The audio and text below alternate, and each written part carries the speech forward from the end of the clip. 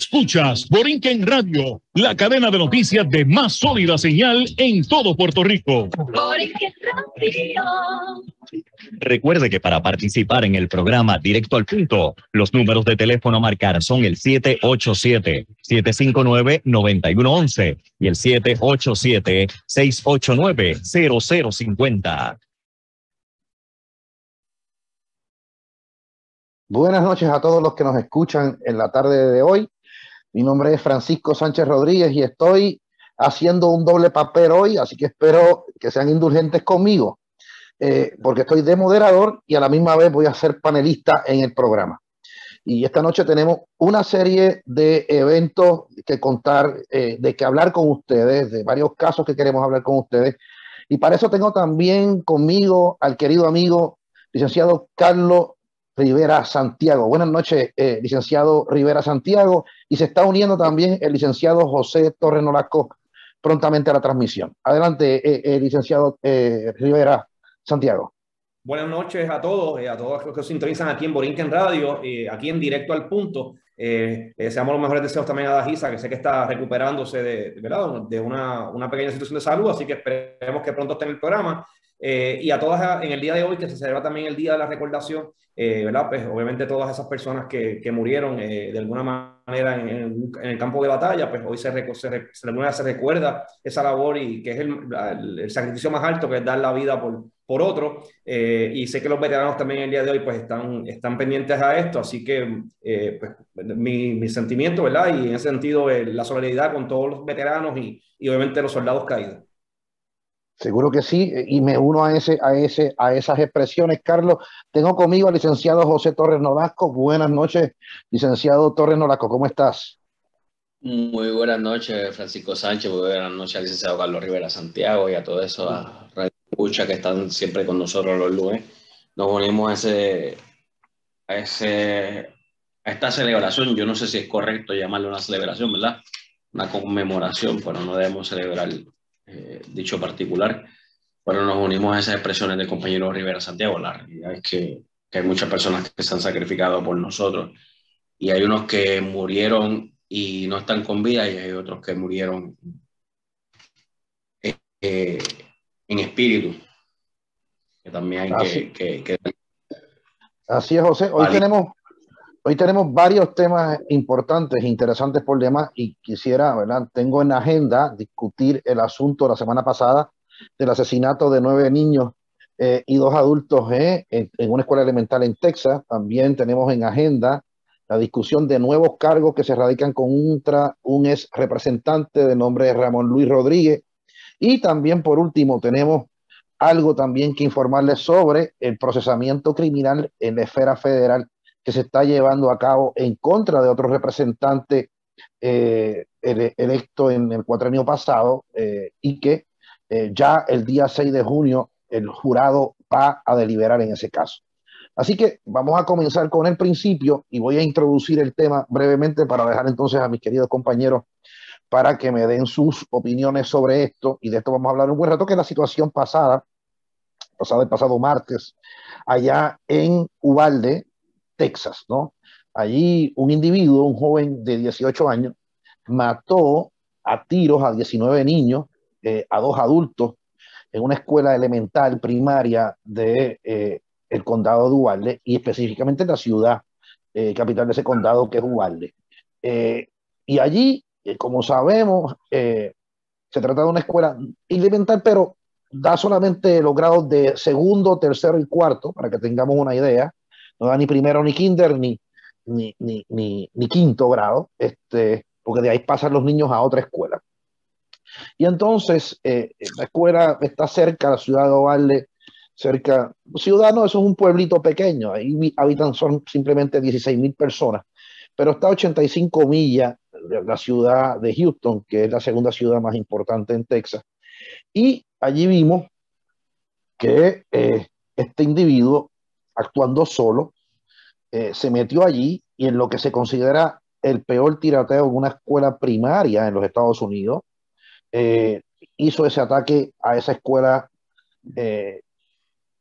matando a todas estas personas. Y de hecho, Nos parece que es el segundo ataque más fuerte en una escuela elemental desde que se dio allá en la primaria de Sandy Hook en Newton, Connecticut, hace precisamente una década, en el año 2012, donde murieron mucho más personas de las que murieron aquí en Uvalde. ¿Okay? Eso, a modo de introducción, Carlos, te dejo para retomarlos y luego también al licenciado Torres Nolasco, para entonces continuar con esta narración de los eventos. ¿Y qué les parece a ustedes esta situación que ocurrió allá en Uvalde, Texas? Bueno, cuando uno examina esta situación que ya ha ocurrido en varias ocasiones en las escuelas, siempre trae sobre el tapete, por llamarlo de alguna forma, la discusión sobre el derecho a poseer y a portar armas. Y se trae entonces a la opinión pública pues esta situación de si se debe ser más restrictivo, qué medidas se deben tomar. Y definitivamente pues esto está venido ocurriendo y es una modalidad que ocurre mucho en los estados continentales, tiende a darse en algunos estados continentales y vemos situaciones donde son mayormente o de salud mental o de un atentado terrorista. En el caso particular de aquí de Texas, este joven, entiendo que acababa de cumplir los 18 años, procede a inmediatamente a obtener unas armas de fuego, unos rifles de alto calibre con varias municiones. Y entonces es que hace este plan de ir a la escuela. Cuando, ¿verdad? Lo que ha trascendido públicamente, este joven aparentaba tener situaciones de bullying, un acoso escolar, parece que grave. Creo que el joven sabía hasta mutilarse, se había mutilado el rostro con cuchillo. O sea que ya había una serie de patrones y aquí vemos nuevamente unos denominadores en común. Y es que hay que hacer una intervención desde el punto de vista social. Existen unos trabajadores sociales, existen unos psicólogos, existen consejeros, tanto en escuelas como en otros lugares. Y el componente social es sumamente importante precisamente para la parte preventiva. Obviamente, si un facultativo en la escuela se percata que este joven es víctima de bullying, pues tiene que trabajar esa situación para que no escale y no llegue a mayores, ¿verdad? Yo cuando fui procurador de menores, pues era algo que veía casualmente en mi práctica. Normalmente lo veía cuando ocurrían situaciones con jóvenes que eran llevados al tribunal y cuando uno indagaba, ya la situación ya venía ocurriendo desde hace mucho y a veces el denominador común era que no había un plan de prevención o no había intervención adecuada. Ahora bien, no podemos comparar la situación de Texas necesariamente con Puerto Rico porque las circunstancias en Texas y Puerto Rico son sumamente distintas. Sobre eso, Carlos, dime esa diferenciación, ¿verdad? Acuérdate que somos miembros de una nación de 50 estados, varios territorios, Puerto Rico uno de ellos. Semana anterior a esta, a la que ocurrió este evento, fuimos también testigos de un ataque que hace un individuo en un supermercado en Buffalo, Nueva York, y deja un saldo de 10 muertos allí, ¿verdad? De raza negra en su mayoría, o creo que todos, quizás con un móvil distinto, pero ¿cómo hablamos de, por ejemplo, de una legislación bastante liberal como la de Texas o vis a vis una legislación tan restrictiva como lo es Nueva York, que es como nuestra ley de armas de la década de los 50, que estuvo vigente hasta el año 2000? Me gustaría, sería interesante que me dieras ese feedback de tu parte. Bueno, definitivamente ya vemos que necesariamente tener una ley liberal, extremadamente liberal o una ley extremadamente restrictiva no va a eliminar el problema. Las situaciones de salud mental precisamente por eso se tienen que trabajar y eso puede ocurrir obviamente en ambas situaciones. Ahora bien, como menciono, en la situación de Puerto Rico es distinto, ¿verdad? Y me refiero de que ¿verdad? En Puerto Rico, desgraciadamente, pues no ocurre esa modalidad de asesinato de ya sea por terrorismo, situaciones de racismo u otro, ¿verdad? O sea, por lo menos no se ha visto. Cuando uno lo compara, por ejemplo, en Orlando, recuerdan cuando ocurrió lo de la discoteca Pulse, que eso fue un ataque terrorista. Creo que fueron 49 personas que murieron en ese atentado. Fue un grupo islámico que reclamó la autoría y también fue una cantidad sumamente grande. Así que vemos que hay unas circunstancias que ocurren y precisamente muchas veces se tiene la información y por lo menos trascendió también que había una inteligencia en ese caso y por alguna manera pues no es atendido adecuadamente. Así que aquí el llamado no necesariamente es variar totalmente las leyes. Las leyes no son infalibles. Somos los seres humanos los que hacemos de alguna manera hacer variar estas leyes. Así que aquí la clave va a ser primero esa investigación, ese background check que se hace de alguna manera a estas personas que puedan obtener armas de fuego. Y como menciono, en el caso de Puerto Rico, pues tenemos también una ley bastante regulada en lo que tiene que ver con el área de las armas, y se verifica si la persona tiene antecedentes penales, si la persona tiene algún problema de salud mental, por ejemplo, bajo la 408, si la persona fue ingresada, a esa persona no le van a dar una licencia de armas. Así que hay unas salvaguardas, pero como quiera, hay una gestión que se tiene que hacer, que cada estado, y eso es importante, a pesar de que la Constitución de los Estados Unidos garantiza un derecho a poseer y aportar armas, cada estado eso puede regular ese derecho constitucional, porque como sabemos, ningún derecho constitucional es ilimitado. Así que tiene que haber una racionalidad de ese estado al momento de hacer esa legislación, y así se hace en los distintos estados. Pero ciertamente lo ocurrido en Nueva York, lo ocurrido en este caso en Texas y así en otros lugares, da a entender que hay un problema también de salud mental.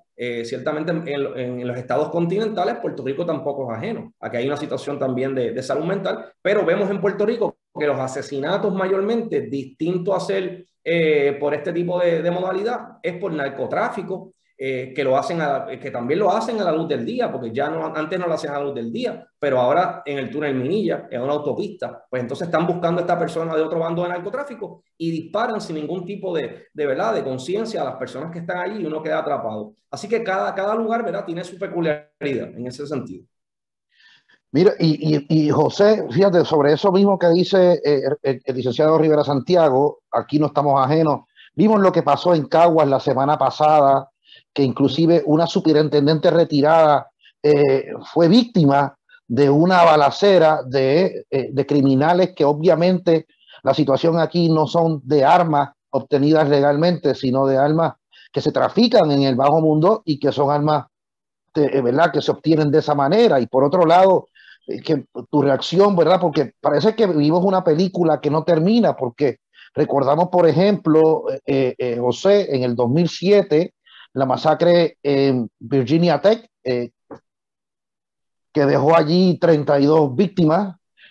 También tenemos, por ejemplo, hace 10 años atrás, en el 2012, la masacre que hubo en la escuela elemental Sandy Hook en Connecticut, que dejó un saldo de 26 muertos, que es la más grande en términos de escuela elemental. Por otro lado, nos acordamos también de la masacre que ocurrió en la escuela superior Marjorie Stoneman Douglas en Florida, que dejó también 17 víctimas, aparte de lo que dijo el licenciado Rivera Santiago de la masacre de la discoteca Push. Entonces, también tenemos otra que fue en el 2018, hace 4 años atrás, precisamente en la Escuela Superior Santa Fe en Texas, que cobró 10 víctimas. Y por último, recuerdo también la de Umpaqua Community College en Oregon, que dejó un saldo de 9 víctimas. ¿Qué está pasando? Porque tenemos, por ejemplo, estados donde existe una regulación alta en términos de la legislación sobre armas y la obtención de las mismas, al amparo de la segunda enmienda que tenemos derecho todos los ciudadanos. Y por otro lado, estados ampliamente liberales también. ¿Y cuál es la fórmula? ¿Qué tú me dices, Carlos, de cómo evitamos esto y cómo evitamos o cómo logramos visualizar que locos como Salvador Ramos, como en el caso que estábamos hablando, ¿verdad?, ocurran las cosas que ocurrieron? ¿Qué me dices, José? El problema es que evidentemente de psiqui, y yo no tengo la menor duda de eso, el estado mental de la persona. Hablaste de un sinnúmero de casos de masacres de Estados Unidos, pero vamos a Puerto Rico. Aquí hubo un caso, una masacre en una comandancia, y fue la comandancia de Ponce. Así fue, recuerdo. Estamos hablando, un agente de la policía entró y en una comandancia de la policía.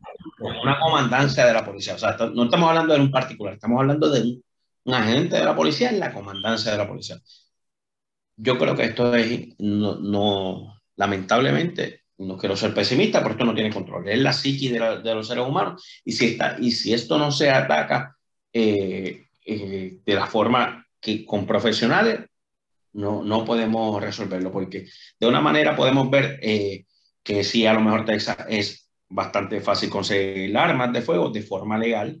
En Nueva York es mucho más restrictivo, pero el detalle es que quien va a cometer estos delitos los va a cometer de una forma u otra. Si quien tiene en la mente cometer estos delitos, o lo compra legalmente o lo compra ilegalmente. Entonces estamos hablando de que esto depende de la persona que va a cometer el delito. la psiquis, de la mentalidad, de qué está preparado esa persona para hacer y cuál es la intención de hacerlo.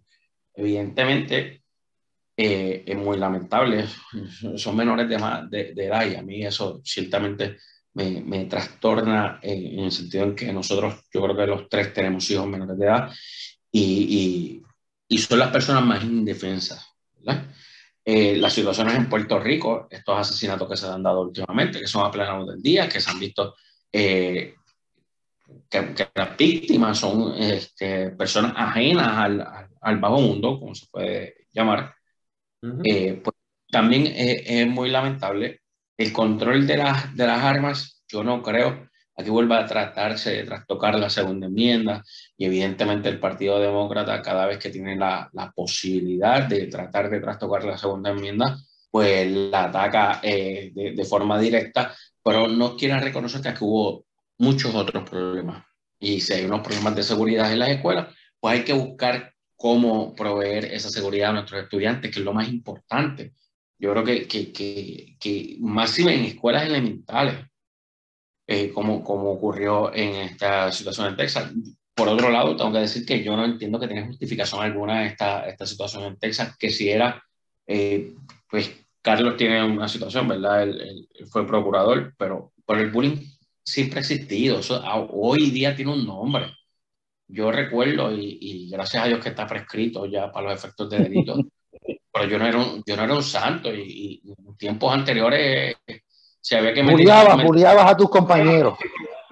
Si había que meter dentro del zafacón, se metía dentro del zafacón y si había que gritarle una cosa, se le gritaba y que eso que más, pero eran otros tiempos, porque si yo llegaba a mi casa porque permitía que alguien me bulliaba, posiblemente en casa me iba peor. Yo tenía que darle de frente, tenía que darle la cara a la situación y eso es parte de la educación.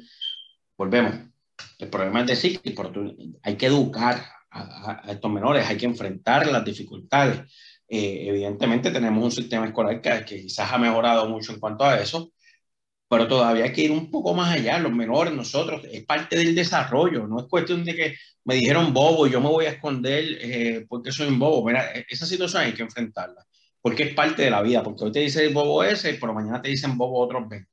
Pues hay que atacar la situación de una forma distinta. Yo creo que el acusar a una persona de bullying no resuelve el problema a la persona que fue bulliada, no le resuelve el problema porque ese ataque lo va a tener de una forma u otra en la educación, cuando sea estudiante y posteriormente en la etapa laboral, porque estamos viviendo tiempos complicados. Y Sánchez, usted y yo hemos compartido lugares de trabajo que son complicados. Uno tiene que tener los pantalones en su sitio, uno tiene que ir de frente y con la razón, porque no podemos ocultarnos ante las situaciones, no podemos escondernos ante las situaciones.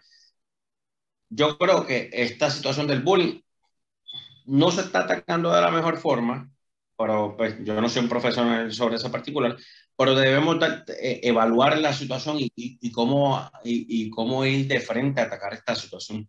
Yo creo que todos debemos defendernos de esta situación y no esperar a que lleguen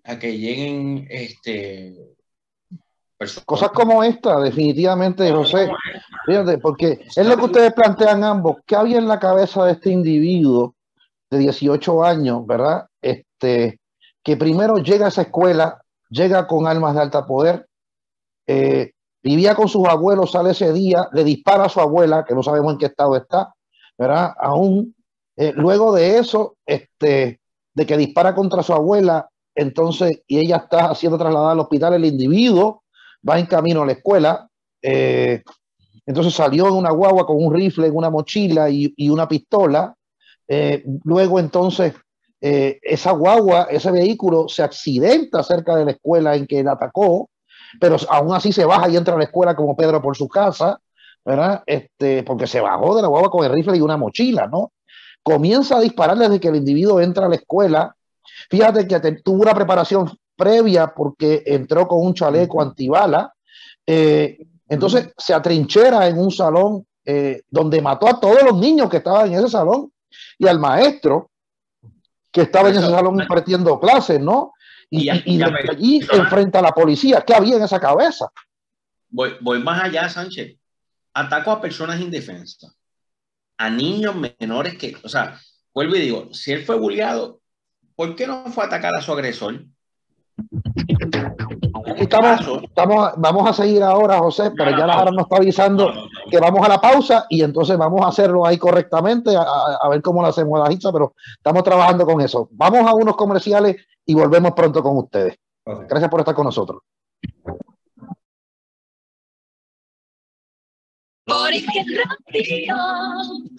Recuerde que para participar en el programa Directo al Punto, los números de teléfono a marcar son el 787-759-9111 y el 787-689-0050. Buenas noches nuevamente, mis amigos. Estamos aquí otra vez en el programa Directo a la Justicia, de Directo al Punto, y estaba en el uso de la palabra el licenciado Torres Nolasco cuando hablaba este servidor de qué había en la cabeza de este muchacho que llevó a cabo esta vil y horrible matanza, ¿verdad? Sabemos que un amigo, que no quiso ser identificado, habló con varios noticiarios diciendo que este individuo le estaba enviando fotos de rifles y municiones, le enviaba mensajes aquí y allá, y entonces le mostraba las AR que tenía, sus abastecedores, que indicó este muchacho que habían 7 abastecedores en la mochila. Y bueno, José, me estabas diciendo y me estabas comentando qué había en la cabeza de este individuo que cometió estos hechos tan horripilantes y que dice, y que le achacan esto a que es víctima del bullying, que me parece a mí que eso jamás puede ser un gatillo para hacer una cosa tan atroz como esta. Lo que pasa es que a mi entender, ¿verdad? Una víctima del bullying, y vuelvo y digo, puedo equivocarme, estamos entrando en asuntos quizás psicológicos, psiquiátricos, los cuales yo no tengo conocimiento, pero esta persona fue a atacar a todas, eran personas indefensas, niños menores. O sea, quisiera yo pensar que una víctima del bullying que en su día dice rebelarse, la persona a atacar es la persona que lo bulleaba, ¿verdad? O personas que permitieron que él fuera bulleado, pero en este caso fueron atacados niños menores, yo creo que ninguno excedía los 10 años. La realidad es que quizás hay que ir un poquito más allá en el aspecto psicológico de este menor, pero de ninguna forma, porque he escuchado comentarios quizás de familiares de él, no sé si fue la mamá, que trataron de alguna forma justificar lo que aquí sucedió o tratar de minimizarlo. La responsabilidad del joven. Yo creo que tuvo total responsabilidad y si él era bulleado, hay que ver qué rol tuvo su madre en el desarrollo de este joven y por qué no se atacó en su momento esta situación, ¿verdad? Porque no se enfrentó esta situación en su momento. Yo creo que como todo padre responsable debe visualizar cuando la conducta de un hijo cambia a consecuencia de que cambia y cuáles son los factores cuando estos menores en muchas ocasiones no quieren ir a la escuela, no quieren compartir con sus compañeros de clase, de alguna forma son retraídos, no se relacionan con otras partes. Yo creo que aquí se le da mucho a la escuela, pero ¿y los padres? ¿Dónde estamos? ¿Y qué rol llevamos? ¿Y hasta qué punto? Porque son 18 años. ¿Desde cuándo él, si realmente sufrió de bullying, desde cuándo lo sufría? ¿Y qué gestiones se hicieron para tratar de resolver este problema? Así es, José, fíjate, vamos, y sobre eso, como está diciendo, nosotros, ninguno de psicología no sabe mucho, o por yo decir nada. Yo estoy en política, yo sé que el tuyo es en agronomía, de Carlos en relaciones laborales, pero la policía está buscando pistas porque tú sabes que hay que probar, este es un first degree murder, nosotros le llamamos asesinato en primer grado, y hay que probar un elemento importante que es el malice aforethought, o malicia premeditada o con conocimiento y propósito. Y entonces se revela que se descubren en la cuenta de Instagram de este muchacho que publicó una imagen un día antes del ataque donde se podían ver 2 escopetas. Sabemos que las armas las adquirió el 16 de mayo, un día después de que cumpliese la mayoría de edad. de acuerdo a lo que surge de los récords del Estado. También habló con una muchacha que también su identidad permanece en el anonimato por el momento, y en la conversación el individuo la llama por teléfono y le dice: estoy a punto de hacerlo, te diré antes del 11. Hay un secretillo que me gustaría comentarte, dice el muchacho, ¿no? Y entonces, pues me parece a mí que estos son pistas dirigidas a probar el asesinato en primer grado, la deliberación, el propósito, como se le llama en el antiguo common law, y como las codificaciones modernas hablan de conocimiento con propósito. Sobre eso, licenciado Rivera Santiago, ¿qué nos dices? Bueno, definitivamente esto no fue algo improvisado. Vemos cómo este joven días antes adquiere, en este caso, las escopetas, las armas de fuego, obtiene las municiones, utiliza un chaleco antibalas. O sea que ya él tenía un plan de qué es lo que él iba a hacer. Él entra, ¿verdad? Llega a la escuela, como mencionaste en el narrativo, entra disparando, se atrinchera en un salón de clase, ejecuta sin ningún tipo de, ¿verdad?, de titubeo a todos los jóvenes, los menores que estaban allí, más al maestro. Y no solamente eso, se entra entonces a disparos con la policía, que entonces que es abatido. O sea que, y lo que mencionas al final, o sea, ya había unas conversaciones con unas amistades, en este caso con esta joven, donde se da a entender que ya de días antes ya le estaba planificando hacer toda esta tragedia que culminó con la muerte de 19 jóvenes y dos, ¿verdad?, dos adultos. Y yo creo que aquí, desde el punto de vista legal, lo que tiene que ver con la premeditación y conocimiento, yo creo que aquí no hay duda alguna, que aquí se establece un plan precisamente para ejecutar a estas personas, y la fiscalía deberá demostrarlo sin ningún, ¿verdad?, pudiese demostrarlo sin ningún problema. Ahora bien, yo creo que este es el fracaso, precisamente como decía el licenciado Torres Nolasco, el fracaso, sí, desde el punto de vista del Estado, pero desde el punto de vista familiar también, así como de la escuela. Aquí todos fracasaron para mí en esta situación. Yo no soy, ¿verdad?, psicólogo ni nada por el estilo, pero sí, obviamente, trabajé mucho tiempo como procurador de menores, estoy familiarizado precisamente con lo que es el trabajo de los trabajadores sociales, con los psicólogos trabajando con menores. Y hay unos indicadores, claro. Vemos de una conversación de uno de los amigos donde decía que este joven desde pequeño era bulliado porque tenía una situación económica, y era bulliado por eso, era bulliado por la forma en que él hablaba. Uno de los jóvenes que entrevistan, no sé si fue el mismo, mencionó que su comportamiento se fue deteriorando. Y es lo que menciona el licenciado Torres Nolasco. ¿Dónde estaba la madre, el padre o el familiar? No se percató que este joven estaba retraído. Un denominador o un factor que se tiende a ver o uno puede ya determinar, y es cuando ves que ese joven está solo, se aísla socialmente. Pues hay unos factores que se pueden reconocer. Y de igual manera, desde el punto de vista comunitario, desde la escuela, pues el joven mencionó que ya había un comportamiento y que se estaba inclusive cortando la cara con un cuchillo, donde los trabajadores sociales en la escuela se percataron de esto, o dijeron algo, porque pudo haber sido a lo mejor que el padre le estaba dando maltrato o haciéndole algo a este joven. Pues también hay un deber de intervenir de la escuela y indagar qué pasaba con este joven, por qué llegó con esa cara cortada, qué estaba ocurriendo. Así que vemos cómo falló tanto la familia, el Estado, y todos los componentes, y enfatizo, el componente social es sumamente importante para prevenir. En el caso del bullying, cada niño, cada ser humano reacciona distinto. Mi experiencia ha sido, yo he tenido jóvenes en bullying donde al ser bulliados se retrotraen, no hacen nada. Hay jóvenes que se ponen agresivos, no necesariamente con el agresor, con sus propios padres, con los maestros, con las figuras de autoridad. Así que vemos cómo este joven llevaba años, por lo menos años, aparentaba ser siendo maltratado de alguna manera. Nadie indagó más allá, y el muchacho, por llamarlo de una forma, reventó. Como de la misma manera revientan otros jóvenes que a veces simplemente es agrediendo. Este joven incursionó en tener armas de fuego y en hacer la masacre que ocurrió. Así que yo creo que el llamado a nivel nacional, yo creo que debe ser la intervención social adecuada para manejar este tipo de situación. Y José, ya que nosotros estamos hablando, antes de pasar contigo y quizás darle fin a este tema, hemos hablado de los actos anteriores, coetáneos y posteriores a este evento criminoso, y te pregunto a ti si puedes prever, antes de pasar al próximo tema, alguna defensa que este individuo pueda anteponer si existe alguna cláusula eximente o de exclusión de responsabilidad penal.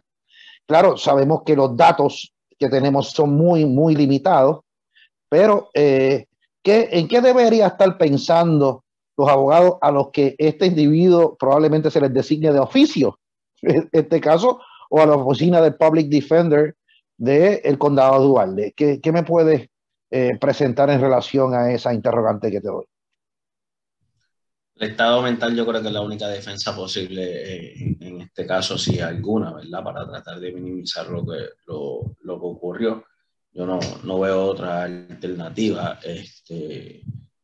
Que no estaba en sus cabales en el momento de que ocurrieron los hechos. Yo creo que vuelvo y digo, es la única alternativa, pero ahí no podemos perder de perspectiva que estamos recibiendo la información que provee la prensa, y de ser cierta la información que provee la prensa, hay suficiente para probar que hubo premeditación en los actos. Entonces entrar en una insanidad mental temporera es bastante complicado.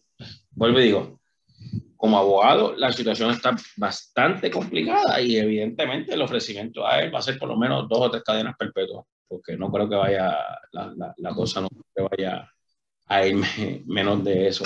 Pero, no, y oye, no podemos dudar que en Texas existe la pena de muerte y no debemos dudar que la fiscalía habrá de pedirla, ¿no? Él fue abatido a tiros, pero está vivo. No, está muerto, es verdad.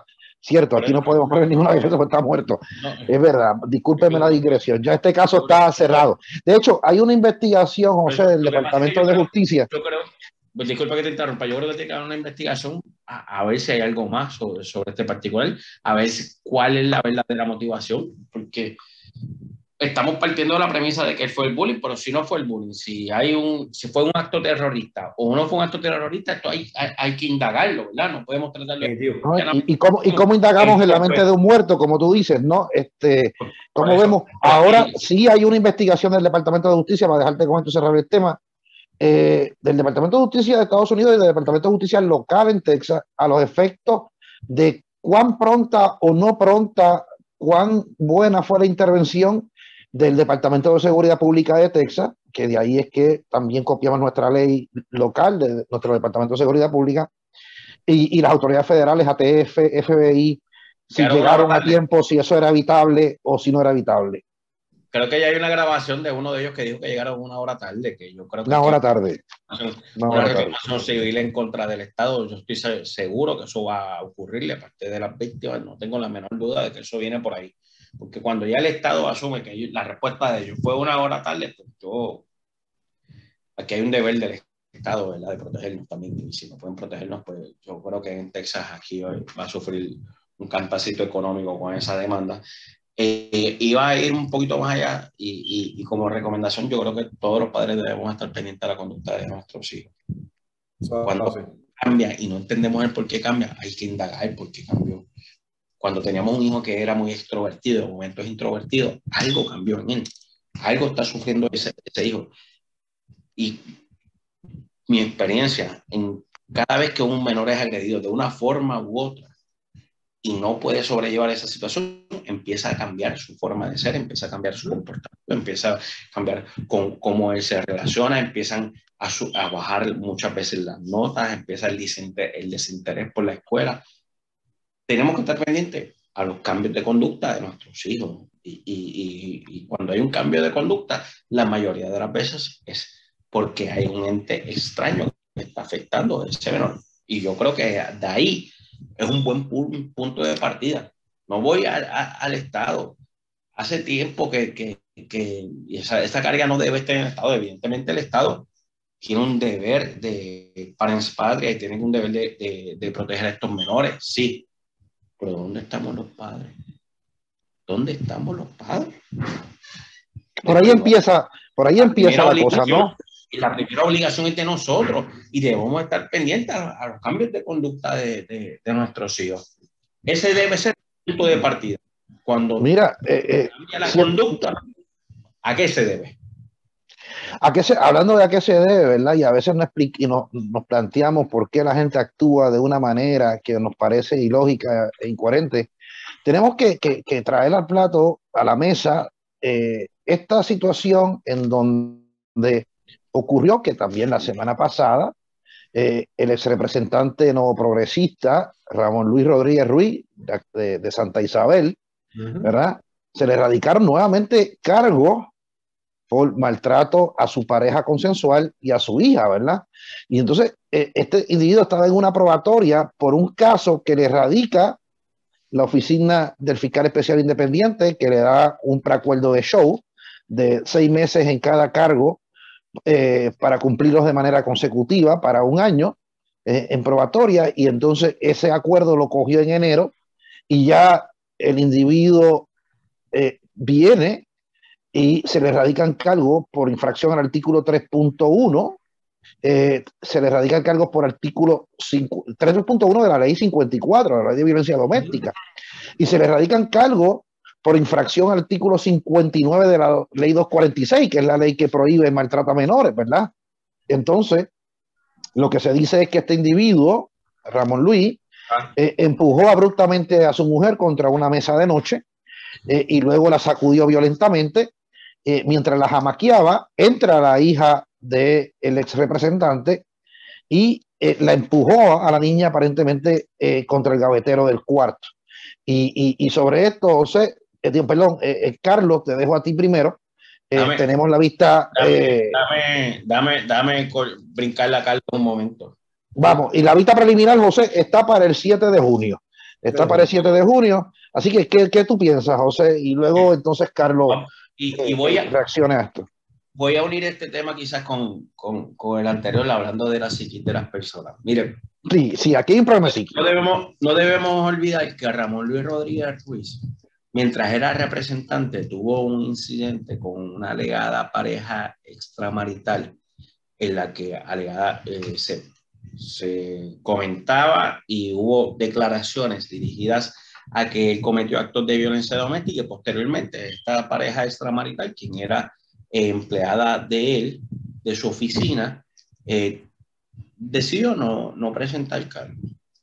Y ahora estamos ante esta situación que, como yo digo en aquel momento el representante quiso seguir hacia adelante con su carrera y en vez de dedicarse a su defensa y demás, y esto provocó otras investigaciones que dieron paso a la probatoria en la que se encontraba cumpliendo, de la cual el fiscal especial independiente está solicitando hoy la revocación de esa probatoria por comisión de nuevo delito y por conducta inapropiada, antisocial, que no tiene que ser comisión de nuevo delito per se.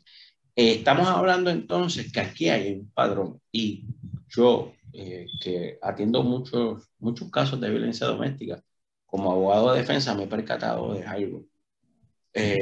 No existe, o está bien complicada la rehabilitación en estos casos. Una vez las personas cruzan esa frontera de agredir físicamente a una pareja o expareja, como que no dejan de hacerlo, lamentablemente. En algo el sistema está fallando, el sistema de rehabilitación. Evidentemente, él nunca se sometió a un sistema de rehabilitación, pero que tenía un problema de antemano, pues lo vimos en aquel momento, y esta vez se agrava.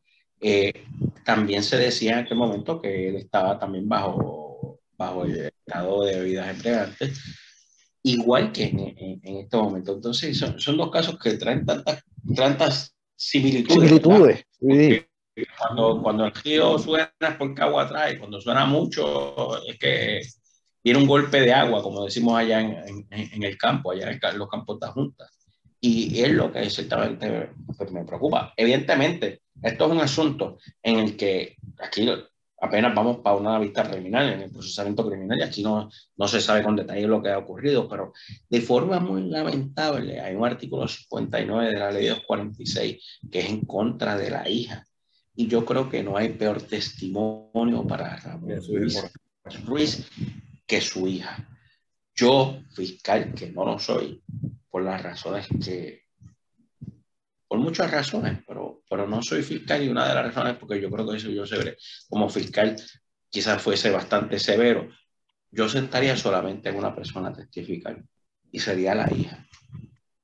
si él quiere ver una vista preliminar en que el abogado de defensa para hacer su trabajo tenga que contrainterrogar a la hija y la hija diga que ella intervino cuando su papá estaba golpeando a su mamá y su papá la empuja y la saca y ella se da con el gavetero, yo creo que no habrá testimonio mejor para él. Más contundente. O sea, el futuro de Ramón Luis Rodríguez Ruiz puede verse muy similar al de Pina, un poquito de tiempo detrás de la reja. Así, mira, y Carlos, para cerrar con este tema y lo que nos queda, yo creo, como decía José, la primera vez las circunstancias son similares, pero en aquel momento, recuerdo que lo investigó la Fiscalía de Ponce y se hizo el referido al FEI. Como ella se retracta y hace silencio, el FEI comienza una investigación que entonces los agarran a ambos, y ambos hicieron alegación, que llevaron a erradicación de cargos por la asignación de fondos a unas corporaciones sin fines de lucro que aparentemente eran fantasmas y los chavos se los cogían para atrás y cosas como esas, y por eso está en probatoria. Y entonces ahora mismo se le impuso una fianza de $10,000 que supongo, Carlos, que la habrá pagado, pero también el artículo 59 tiene una restricción que tiene unas zonas de exclusión, que no puede vivir con grillete electrónico, no puede vivir a menos de media hora de la casa, de la residencia de la perjudicada. Correcto. ¿Qué nos dices, Carlos, sobre esta situación? Bueno, como dicen, usando, ¿verdad?, los refranes pueblerinos, llueve y no escampa para el ex representante, porque definitivamente ya tenía un primer caso, como mencionaste, tenía una probatoria, no en ese caso, era por unas circunstancias distintas, se hizo una negociación y no fueron por los hechos de ley 54, así que ciertamente esta persona tiene un problema de conducta, que no recibió ningún tipo de rehabilitación. Así que vemos entonces, por lo menos de lo que se dice de la parte de prensa y lo que está pendiente, porque todavía no se tienen todos los detalles, aparentaba estar en estado de embriaguez, y entonces es que incurre este altercado donde él agrede, empuja a su pareja, a su esposa, y yo digo que yo creo que de los peores escenarios de ley, todos los casos de ley 54 son repudiables, todos, pero el peor de todo es aquel que se hace en presencia de menores, hijos y niños. Entonces, en este caso, como mencionó el licenciado Torres Nolasco, esto ocurre en presencia de las hijas. Es algo desgarrador, ya sea ante un jurado o ante un juez cuando en su momento si llegara a la etapa de juicio. Pero sentar nada más a esa hija y señalar, ¿verdad? Porque va a identificar a su padre y lo tiene que señalar en sala abierta y decir, él fue el que, ¿verdad?, estaba agrediendo a mami. Yo tuve que meterme y también me agredió a mí. Nada más con ese tipo de testimonio, pues definitivamente es desgarrador. Y en ese sentido, pues habría que ver qué pasa en esa vista preliminar del 7 de junio, si él lo va a ver en sus méritos, si va a haber algún tipo de acuerdo en ese particular. No obstante, ya el ex representante tiene una probatoria y el FEI ya solicitó precisamente la revocación.